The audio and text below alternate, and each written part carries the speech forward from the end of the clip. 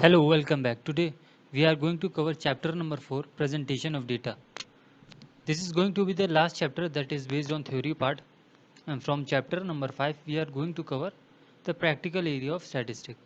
Now before moving on to the first slide, अगर आपने इस चैनल को सब्सक्राइब नहीं किया तो please subscribe this channel. Now let's start.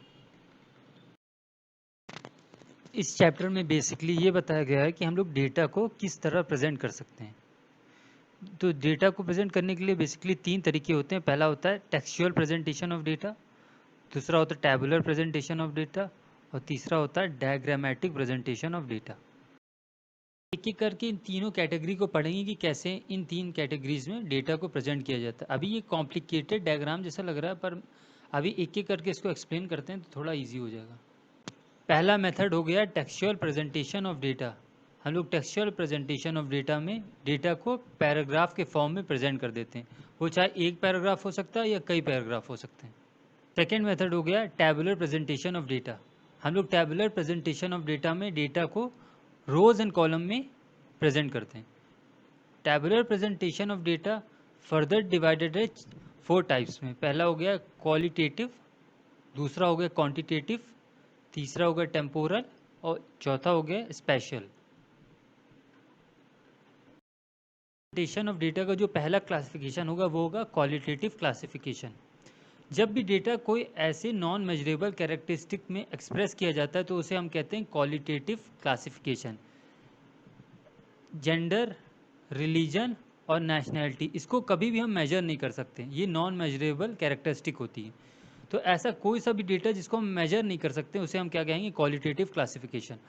यहाँ जो टेबल दी गई इसमें जो मेल एंड फीमेल दिया गया है ये होगा क्वालिटेटिव क्लासिफिकेशन. सेम यहाँ रूरल और अर्बन जो दिया गया ये क्या होगा, क्वालिटेटिव क्लासिफिकेशन. सेकेंड इसका पार्ट है वो है क्वांटिटेटिव क्लासिफिकेशन. जब भी हम डेटा को एक्सप्रेस करते हैं और उसको हम मेजर कर सकते हैं तो हम उसे कहेंगे क्वांटिटेटिव क्लासिफिकेशन.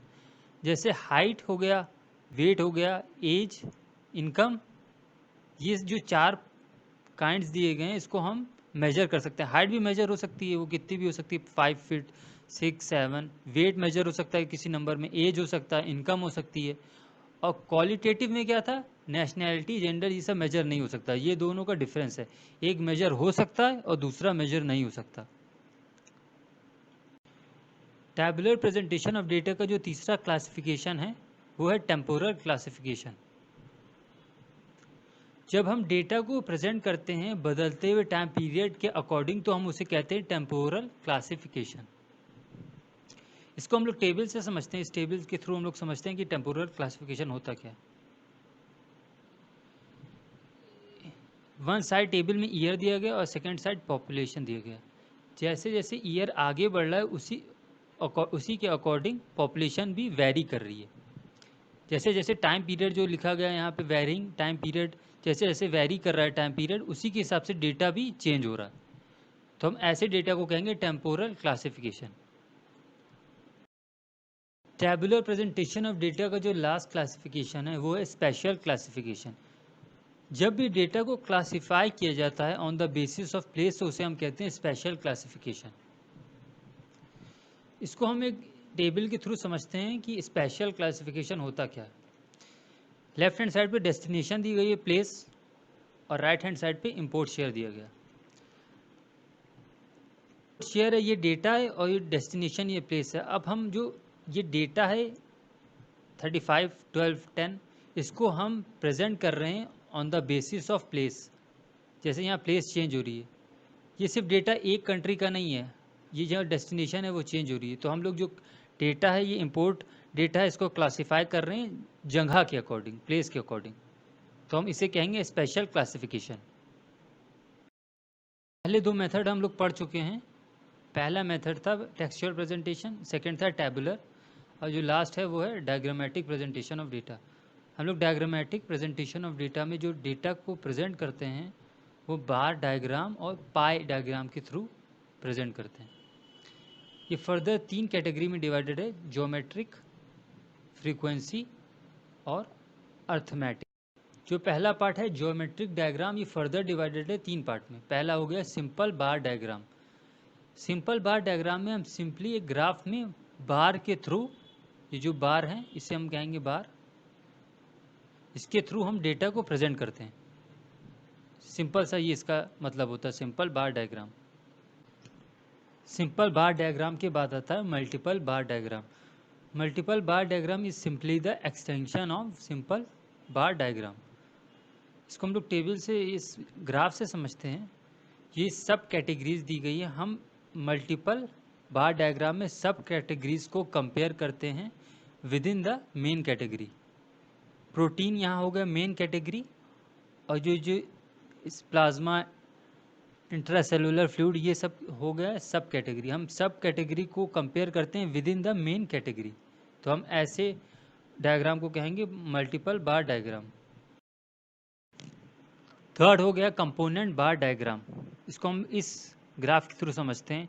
इस ग्राफ में इसे हम बार कहेंगे, ये बार हो गया, ये हो गया, ये हो गया। अब ये बार जो है ये with in the bar division हुआ हो। जैसे ये जो बार है ये 2 पार्ट में डिवाइडेड है, यहाँ 4 लिखा है एंड 6। जो ये सेकेंड है ये 4 पार्ट में डिवाइडेड है। ऐसे आप देख सकते हैं ये 2 हो गया, 5 हो गया, 1 हो गया, 2 हो गया। इसी तरह सब जो बार हैं वो with in the bar division हुआ हो। हम ऐसे बार डायग्राम को क्या कहेंगे? कंपोनेंट बार डायग्राम। हम लोग ज्योमेट्रिक डायग्राम के तीनों पार्ट पढ़ चुके हैं। अब हम लोग पढ़ेंगे फ्रीक्वेंसी डायग्राम, उसके बाद arithmetic line graph. Frequency diagram में जो पहला पार्ट है वो है हिस्टोग्राम। हिस्टोग्राम एक ऐसा ग्राफ है जो कि हमें किसी भी कॉन्टिन्यूस डेटा के बारे में बताता है। यहाँ ये ग्राफ दिया गया है हिस्टोग्राम जो रिप्रेजेंट कर रहा है। ये ग्राफ हमें बता रहा है कि जो पीपल अराइव कर रहे हैं किसी भी शॉपिंग मॉल में, पर मिनट कितने लोग अराइव कर रहे हैं। यहाँ लेफ्ट हैंड साइड पे फ्रीक्वेंसी दी गई है और नीचे अराइवल, कितने लोग अराइव कर रहे हैं पर मिनट। तो हम ऐसे ग्राफ को कहेंगे हिस्टोग्राम।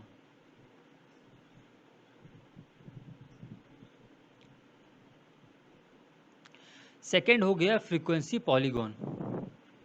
जो फ्रीक्वेंसी पॉलीगॉन डायग्राम है ये 2 तरीके से हम बना सकते हैं। एक लेफ्ट हैंड साइड पे दिया है और एक ये राइट हैंड साइड पे दिया। बस डिफरेंस ये है कि यहाँ हम बार बनाते हैं, वो जो बार का मिडिल पॉइंट होता है उसको हम ज्वाइन कर देते हैं हर दूसरे बार से। यहाँ पे हमने ये मिडिल पॉइंट इसको ज्वाइन कर दिया इससे। ऐसे हम यहाँ फ्रीक्वेंसी पॉलीगॉन का ग्राफ बनाते हैं। सेम यहाँ है, बट हम यहाँ जो बार है वो यहाँ हमने नहीं बनाया, हमने डायरेक्ट लाइन को ज्वाइन कर दिया। हैं दोनों सेम। इसी कर्व का डायग्राम होता है वो कुछ ऐसा दिखता है।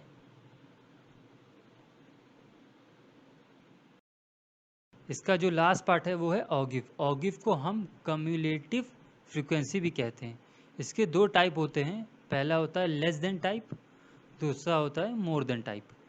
ये जो टेबल दी है इसको हम फर्दर पढ़ेंगे जब हम प्रैक्टिकल इसका करेंगे चैप्टर नंबर 5 के बाद से, तब आप लोग को ज़्यादा ये क्लियर समझ में आएगा।